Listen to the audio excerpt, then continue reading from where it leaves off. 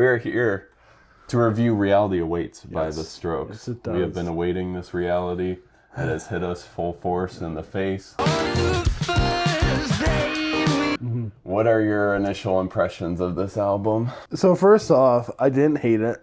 Okay. I think the first two singles were the weirdest choices for singles. You have Going Shopping, which, I mean, is a catchy song, but it's not, I don't know, it really doesn't have a lot of substance to it. The second single they released that had all the auto-tune and just is way too long for its own good. Yeah. So I was really hoping that we would get an actual Strokes album instead of a weird Voids meets Albert Hammond Jr. crossover. And I think we did get that, but overall, this album is just kind of sinking back into that mid-period of their career where they don't know what the heck they're doing. So they're just trying to try too many things. The positives about this album, I like that the rhythm section is back. I think the rhythm section for them is the most underrated part. As much as I like Julian Casablancas and Albert Hammond Jr., their lead guitarist, I think Fab Moretti, Nick Valenci, their rhythm guitarist, Fab Moretti's their drummer, and Nikolai Freicher, their bassist, they really drive a lot of their early music. I like the two guitar dynamic between Nick and Albert Hammond Jr., and you kind of get that on songs like Dine and Dash, songs like Going to Babylon. So that was really the strongest part of this album. Yeah. Going to Babel Space On. Yeah, not the place, Babylon. My thoughts on the album are, I know, so essentially they recorded this in Costa Rica with the Trailer Park Santa Claus himself, Rick Rubin. Yeah. He certainly doesn't look like a record executive. Yeah, just kind of taking a directorial role, it seems like, while they're doing all the writing, and he just kind of tells them what sounds good. The audience comes last. How can that be? To me, my biggest issue with this album is it sounds underwritten. It does not sound like someone had a grand concept for an album, and they're like meticulously putting it together. This sounded like the boys kind of went to a house in Costa Rica, recorded a bunch of stuff, and then kind of turned it into songs afterwards.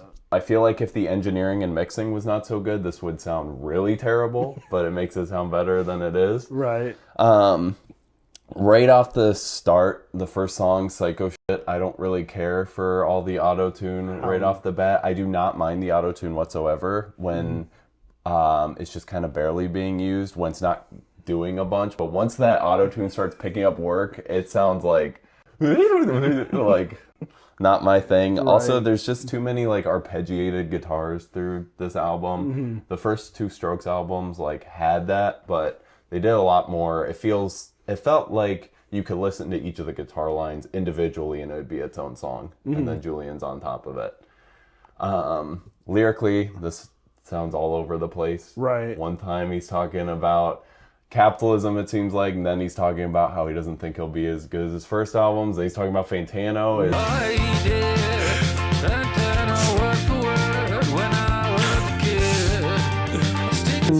Right, that was weird.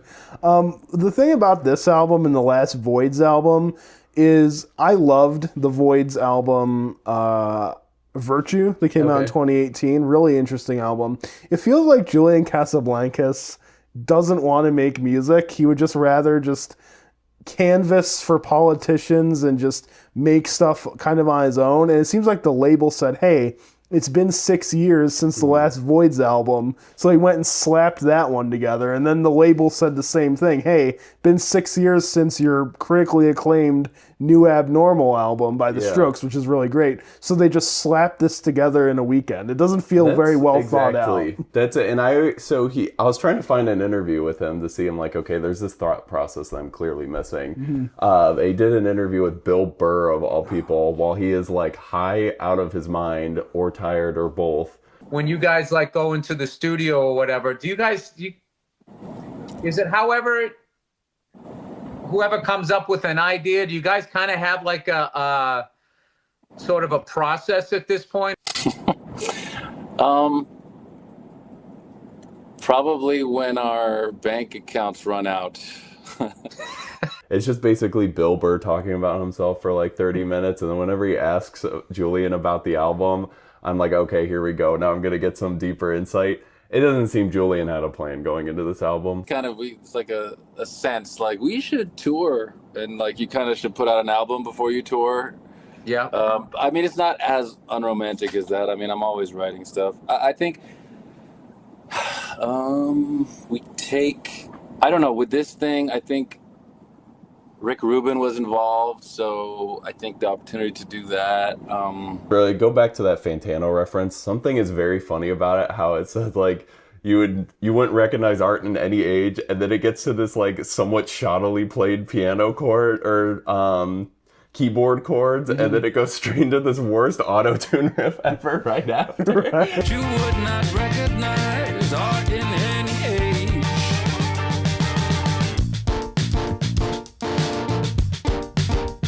On the first day. It's like, what does that sentence have to do with the following musical idea? Did you hear what you made? A lot of these songs drag on. Like Falling Out of Love is a single because it's somewhat catchy. It's one of the only somewhat catchy songs. They were really struggling to come up with singles for this, it seems like. But it goes on for 6 minutes. If Car Seat Headrest had that 6 minutes, they would have done like a bunch of different memorable motifs and things like that, and a deep concept. This, it just seems like the band is, they're like above average instrumentalists. Like I actually like the guitars and drums on a lot of it. I think honestly it's kind of, might be controversial, but I feel like Julian might be the weak link nowadays. Right. In this band. The one song that really stuck out to me in a good way was Fruits of Conquest, the second to last song. I like that's the one song where the disjointed guitar riff with the drums works. Okay. Because it's not a really catchy song, but because the rhythm section of this band is playing their freaking hearts out, it carries, like, it makes up for Julian maybe not having an underwritten song, or maybe Albert Hammond Jr. doesn't have to play the lead that well. The rhythm on that song is so good. It's probably one of the highlights of it. My favorite song on the album, I'll kind of give my favorite and least favorite. My favorite one is Going Shopping. I think that is one of the most memorable written songs. It's very catchy to me. The auto-tune is a bit much. It doesn't like detract too much from the song for me, actually, on that one. Least favorite song's got to be Liar's Remorse. Got that really half-baked instrumental, the platitude chorus on it. It goes too long. To me, what this album reminded me of was The New Abnormal. If you took the ratio of really good to really drawn out, lacking chorus songs and flipped them. And then this one is a lot of drawn out songs lacking a big chorus, and then a few catchy ones. My favorite songs were Going to Babylon. That song is just a flamer. Fruits of Conquest is great. Dine and Dash is really fun. My least favorite songs are the opener. It's just horrendous. The ugliest auto-tune ever. Tyrants of the Mellow Moon is kind of just farts out at the end. And Falling Out of Love is just horrific. Horrific song. I thought Falling Out of Love was somewhat catchy. I won't tap I feel my like toe that's to it. why I wouldn't tap my toe to it either, but I feel like they're like, what is Going Shopping's obviously the catchy one. What is the closest we can get to another catchy one for a second single? And that was what they went with. Overall, what are you feeling on this album out of 10? I give it a 6 out of 10. 6 out of 10. I don't think it's as bad as people are making it out to be, really. My first listen, I was kind of thinking that range, and then I re-listened to it, and I'm like, something kind of annoyed me about the fact that this band was very fortunate that their first album blew up so they could kind of release anything. It seems like they've kind of taken that for granted. Like Definitely. They can release anything and it'll get somewhat popular because they got so popular off their first 2 albums. So to me, that kind of annoyed me quite a bit. It seems like they did not put much effort into it. For me, this is a 4 out of 10 album.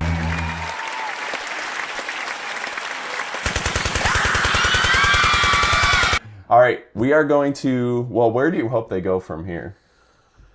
I don't know where they can go from here. Maybe they go back to like the whole 80s kind of thing they did on Angles. Okay. Maybe that could be something, or maybe they stop working with Rick Rubin and work with someone who's actually going to hold them accountable. That could be something. Yeah, like a someone who's Nigel got more Goodrich or interesting someone. Yeah. taste. Yeah. Well, Niall was supposed to work with him on Room on Fire. Yeah, that's true. Yeah. But then that didn't work out, so I doubt that they'll get together. No. To me, honestly, I was kind of thinking maybe if they did more of a dancey type of rock music, I Definitely. feel like that would work well for them because they don't do like the most intricate chord structures ever, and I'm fine with that. I think dancey, driving rock music is what they should go back to. Actually write distinct sections in the song beforehand and don't just kind of hope it flows out of you in a couple days. All right, we are going to rank their albums coming up here next, so subscribe to the channel. Yep. We're trying to keep the subscriber count above the video count. Hopefully. So we're at yes. 10 subscribers and 10 videos, so let's get that 11th subscriber in here. Hopefully it's Julian himself. Hopefully it's Julian himself. All right. Bye. That's amazing. So you just went down to Costa Rica and played music every day for a couple hours?